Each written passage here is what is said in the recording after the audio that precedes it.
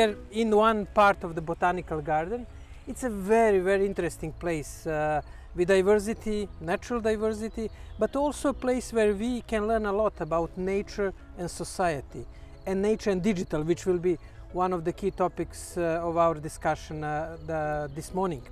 And Mr. Loiseau, could you tell us something about botanical garden, just a few facts, a bit of history, more than 200 years, many people, interesting research? Effectivement, le Conservatoire et Jardin botanique a 200 ans d'âge. Ça fait une centaine d'années qu'il est ici. Il a été créé dans le parc des Bastions, au centre de la ville de Genève. Et puis en 1904, a déménagé ici. On a en fait, outre le jardin botanique, qui en termes de dimension est le premier en Suisse, on a un herbier qui regroupe 6 millions d'échantillons, ce qui nous place au 6e rang mondial. Et puis une bibliothèque qui possède à peu près tout ce qui a été publié dans tous les temps, partout dans le monde, en botanique systématique, et ce qui en fait une des plus importantes au monde aussi. Ainsi, on a un outil pour la connaissance de la végétation qui est très très important sur un plan international. What would be the highlights of the botanical garden? I know you are one of the oldest, but what would be something that you have and the other botanical gardens do not have?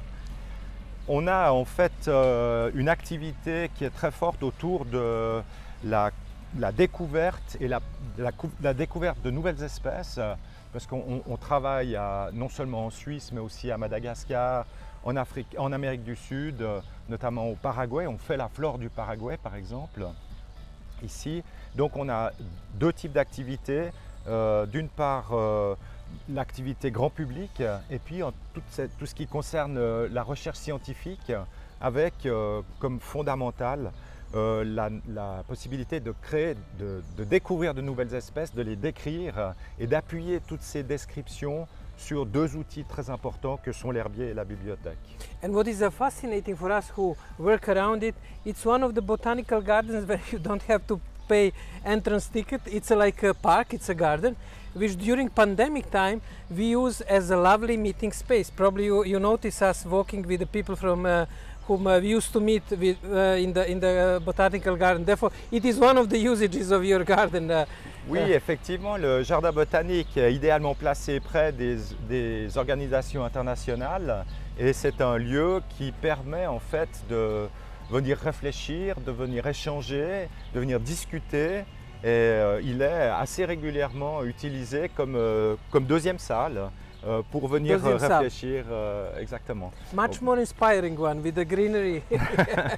En tout cas, on est dans un lieu qui est effectivement reposant, qui est neutre et qui permet en fait la négociation. Now one of the topics which is particularly interesting for our discussion on digital and nature is the history and evolution, and we'll discuss later on your exhibition on the bazaar, historical bazaar of evolution. But what was interesting here is to compare the life of this tree with the history, what was happened in the 19th century, the Second World War, 2000, and it's like a book written by nature about the history, and that's the. Ce qui est très important, c'est de comprendre la permanence des arbres, c'est-à-dire qu'on ne peut pas remplacer un arbre comme ça. L'arbre qui commence à prendre une grande importance, en fait, il a une histoire très importante qui remonte à plusieurs centaines d'années. Et ce n'est pas anodin de planter un arbre, parce qu'en fait, on doit considérer que cet arbre, il doit rester, il doit perdurer, donc on le plante pour les générations futures généralement.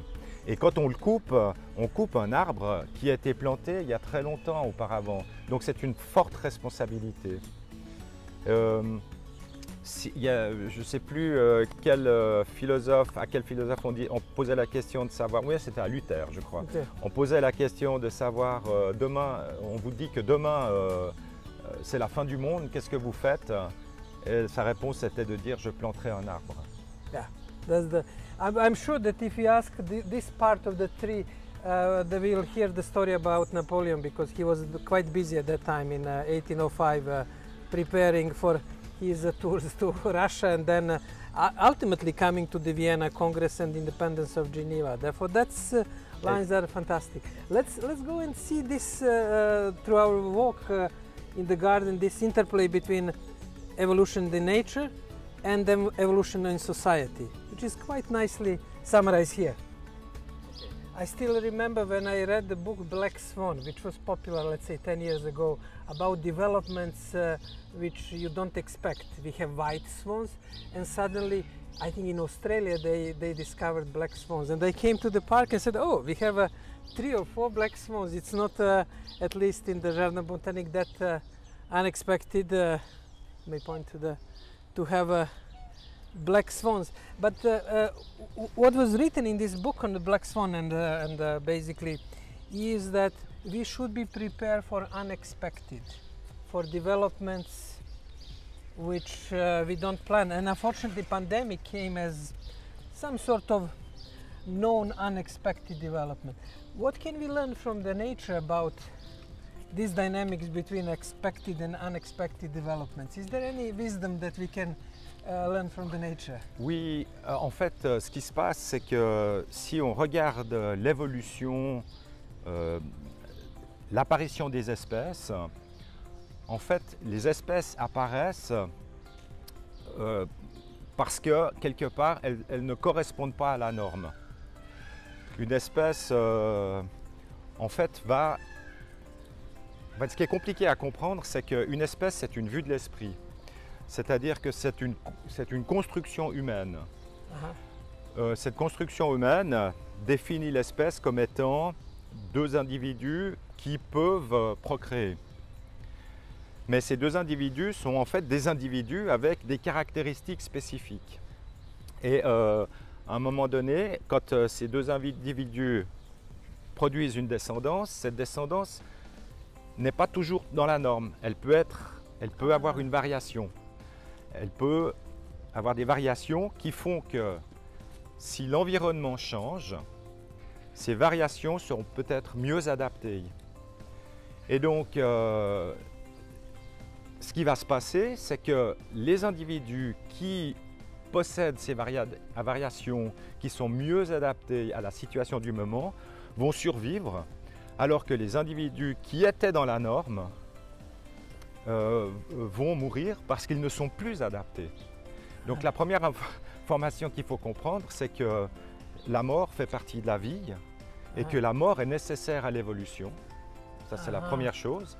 Et puis la deuxième chose, c'est que la norme n'est pas toujours la bonne réponse à une situation, mais que les individus qui s'écartent de la norme sont, dans une situation donnée, une meilleure réponse à une situation donnée. Wow. That's fascinating. Therefore, if we get back to Darwin and who set us on this way of thinking, you argue that the question we usually hear from Darwin is the survival of fittest, you know, the adaptation. But I think in some of in the exhibition, what I found it is that there is a conflict, there is a fight for the genes for survival, but there is also cooperation in the nature. Oui. And how in the evolution process, that interplay between conflict and cooperation? Eh bien, en fait, on peut très bien retrouver ce mécanisme de variation dans une meilleure adaptation à une situation dans le cadre d'une coévolution.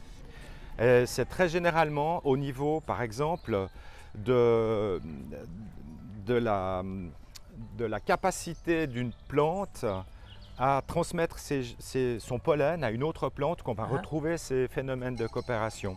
C'est généralement une coévolution entre un insecte et une plante. Et on a par exemple certaines orchidées qui ont développé des structures très spécifiques qui font que il y a une espèce de coopération entre l'insecte et la plante pour que la plante utilise spécifiquement un insecte pour transporter son pollen de façon à améliorer sa capacité à produire une descendance. Et puis l'insecte est récompensé de ça en utilisant le nectar qui se trouve dans la plante. Donc Wow. ça c'est une coopération. Une autre coopération qui est vraiment qui est une coopération de type David et Goliath, Ah, c'est le mycélium qu'on va retrouver au niveau du sol. Donc le mycélium, c'est des champignons, c'est des filaments de champignons qui sont dans le sol et qui vont se plaquer contre les racines de certains arbres, par exemple, pour faciliter l'ingestion de matières nutritives qui se trouvent dans le sol. Et en fait, c'est cette interaction, cette collaboration entre l'arbre et le mycélium qui va faire que l'arbre va profiter de ce mycélium pour pouvoir grandir. Et puis en même temps, le mycélium va profiter de la photosynthèse que l'arbre fait et puis de la matière nutritive quelque part transformée qui va retourner dans les racines et que le mycélium va pouvoir utiliser à son profit. and it looks so calm here, but when you explain this on the surface, everything is calm, is relaxing, it's greenery, it's lovely morning, and I advise everybody who is in Geneva to come. When do you open? At 8 o'clock? Yes, Yeah.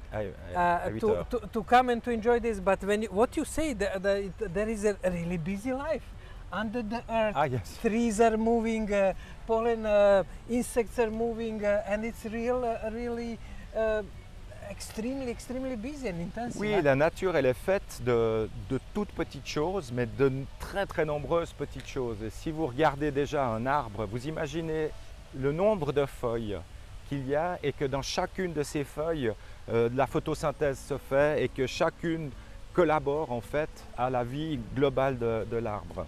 C'est absolument extraordinaire. It brings me back to the Jardin Botanique and one famous person, Charles Bonnet, Oui. who 300 years ago, he was born 300 years ago, and at that time he was a politician, lawyer, botanist, philosopher. It was possible. There were Oui. no that specialization, but then he, in botanical garden in Geneva, he discovered basically that the leaves in the trees are distributed according to Fibonacci number in order to have the optimum intake of sun. Therefore, 1, 2, 2 and 3, 3 and 2, 5, and you have, and when you really count, it's sort of, if you count the sort of leaves, you can see that nature made an optimal way of distribution of leaves in order to have intake of the sun. Exactly. It's an interesting bridge towards, let's say, digital and AI and from nature. Nature was a really good AI programmer. Huh?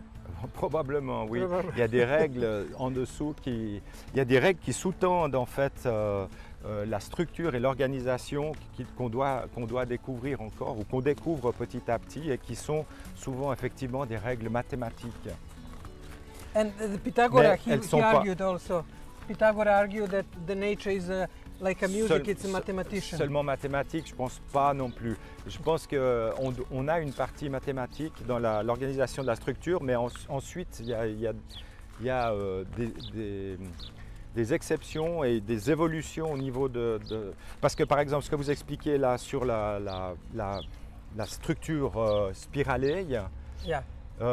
c'est quelque chose qu'on va retrouver dans des renoncules, des boutons d'or, ces fleurs jaunes qu'on a autour de nous, qu'on va retrouver au niveau des organes reproducteurs, des étamines et du gynécée, des ovaires.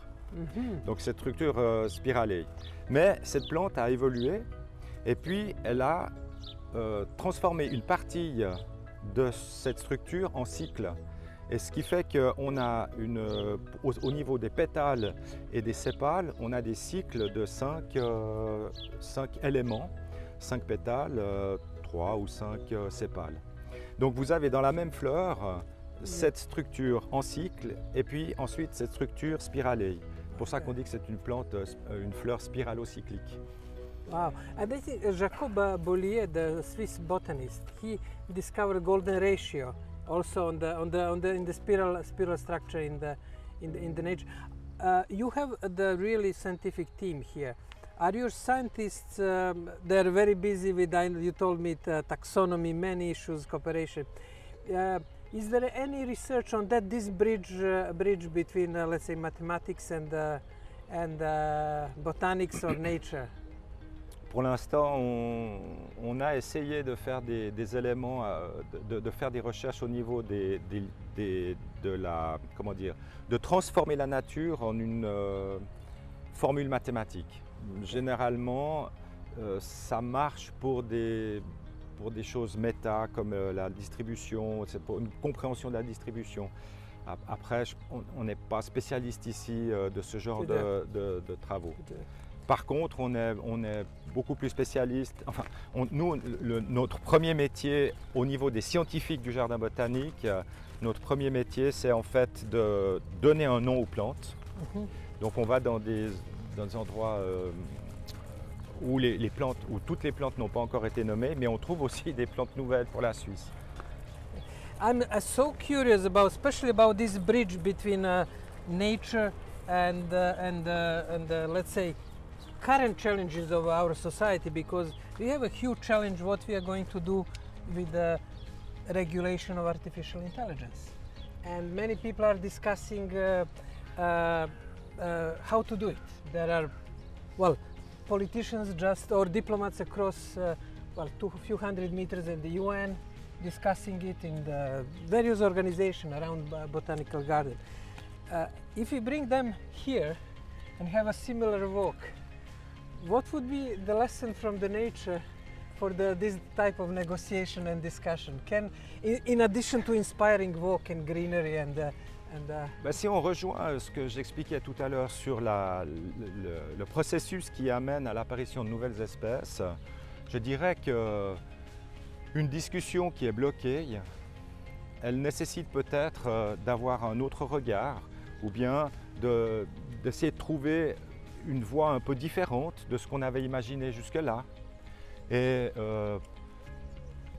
je dirais que le lien avec la nature, il peut, avec les processus qui font qu'on a une espèce nouvelle, les processus qui expliquent l'évolution, je pense qu'au niveau de la réflexion, de la recherche de solutions, eh bien, on peut trouver dans la nature ce genre de réponse, c'est-à-dire en fait se mettre en position, je dirais méta, de sortir un peu du cadre et puis de réfléchir à des solutions différentes. Puis l'autre aspect, ce qui est lié à la proximité puis simplement à l'environnement, c'est que le jardin botanique est un lieu neutre. C'est-à-dire qu'il ne fait pas de politique, il n'appartient à aucun pays, qui parle de nature. Et la nature, on sait bien, n'est pas nationale, elle est mondiale. Et donc, c'est l'expression de notre environnement mondial qu'on a ici qui fait que toutes les tendances, toutes les opinions peuvent s'exprimer en fait, puisqu'on est dans un endroit neutre. But nature is neutral, but it has a way to warn us, sometimes to punish us when we don't observe some sort of balances in the nature. That would be an interesting discussion. Probably this walk will have many walks in the future on the question what we can learn from the nature and the history of evolution as one of the big, let's say, algorithm developer through the evolution, through the different ways. And you have here just the great Grand Bazaar, the evolution. And I liked this word bazaar. And you know how it's bazaar in the Middle East, souk or bazaar. Things are traded, eye contact, vibrant discussion, emotion, culture. Who are the negotiators in this bazaar and the evolution? What's going on? Who negotiates? Who are those? Who is selling? Who is buying? What's happening in this bazaar? L'idée du bazar ici, c'était de montrer qu'en fait, il y a beaucoup de choses qu'on ne comprend pas, puis qu'il y a beaucoup d'interactions qui se font qu'on ne maîtrise pas complètement. Et petit à petit, on finit par comprendre quand même les règles qui sous-tendent l'évolution. Et une de ces règles, c'est ce que j'ai expliqué précédemment, c'est-à-dire qu'en fait, on s'écarte de la norme pour aller sur des variables, des variétés, des variabilités qui font que l'individu qui porte cette variabilité est mieux adapté à son environnement. Et c'est en fait ce lien direct entre l'individu et l'environnement qu'on met en évidence dans cette exposition. Therefore, something is happening, but at the end, more or less, everybody or most of the participants in this bazaar leave the bazaar relatively happy. Oui, parce que quand ils sont gagnants, bien sûr. Thank you. Thank you. We'll definitely what is one of the inspiring moment of this great chat and this great conversation is to bring more policy makers, diplomats, artists in the botanical garden. I know that the door is literally open at 8 o'clock. I know that it's also functionally open, but by you and your team, you are very, very engaging and open for cooperation. Therefore, that would be one message for everybody who is watching at this video. Come to Botanical Garden, have a lovely walk. It's enjoyable, it's inspirational, but also for the negotiators and people who are discussing the future of humanity in the field like artificial intelligence and the others. There is a need for more walks in the Botanical Garden, and we can learn a lot from the nature and people who interpret what is going on in the nature like yourself. Thank you. Merci beaucoup. Thank you very much.